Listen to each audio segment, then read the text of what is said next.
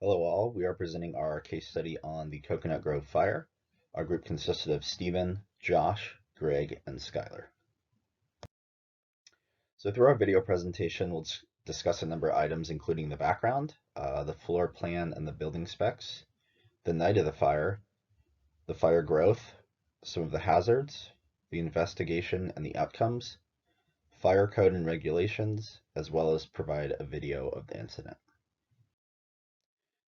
So, the Coconut Grove nightclub was a popular nightclub located in Boston, Massachusetts. It was owned by a local attorney by the name of Wolanski. It was originally constructed as a warehouse in 1916, and it was constructed of brick and cement. A safety inspection occurred a week prior to the incident, and it was noted that there were sufficient exits, and much of the interior was deemed to be flame resistant. There are many palm trees, artificial leather furniture, rattan wood coverings, and additional furniture as well. So the nightclub was bordered on 3 sides by streets. Each street contained an exit door. 2 exits were on Sawmut Street, one of which was locked, and there was a Broadway exit as well that opened inward. All other exits were either blocked or locked at the time. The main entrance on Piedmont Street was a revolving door. The maximum occupancy of the building was 460, and the building size was 100 foot by 90 foot. There were 2 levels with lounges on each level, and many of the windows that could have served as an exit route were blocked off from the inside. On the night of the fire, which was November 28, 1942, this was a Saturday after Thanksgiving, so the town experienced more crowding than typically expected. It was estimated that there were over 1,000 occupants present at the time of the fire. A bartender stated that he saw a young man remove a light bulb for a private moment. Witnesses recall that they first saw some palm fronds towards the roof on fire.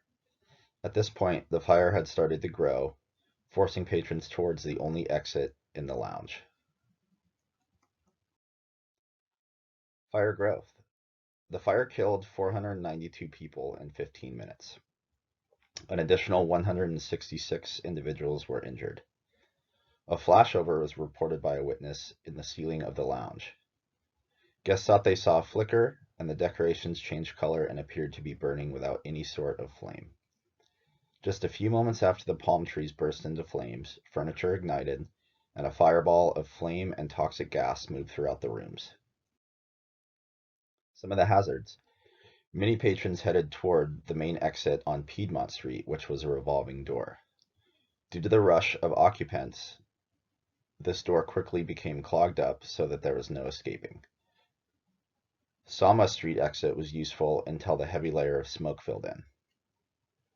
Patrons in the Broadway lounge were the last to find out about the fire. It's estimated they received information 4 to 6 minutes following ignition. The remaining fatalities were scattered throughout the structure.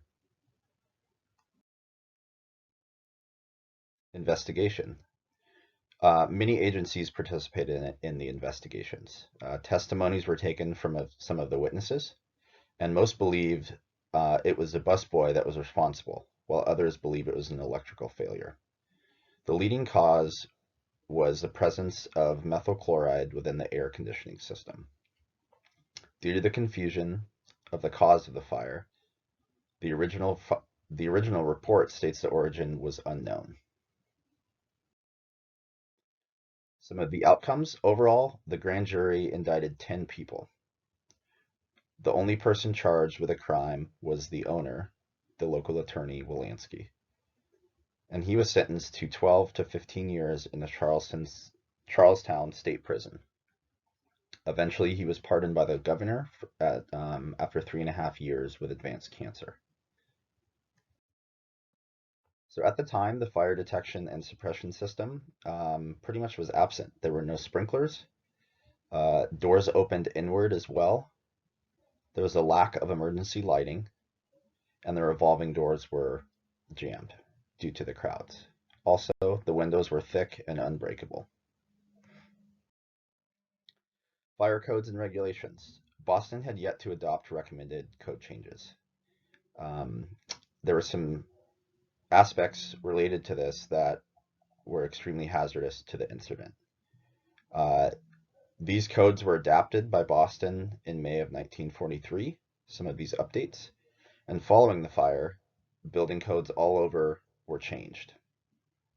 Some of these key changes were related to exits, combustible materials, emergency lighting, fire sprinklers, exit routes, and appropriate number of width based on occupancy, and also addressed items such as combustible products. Implementation of fines to businesses that did not comply also followed. We've also provided a video of the Coconut Grove incident for your viewing as well.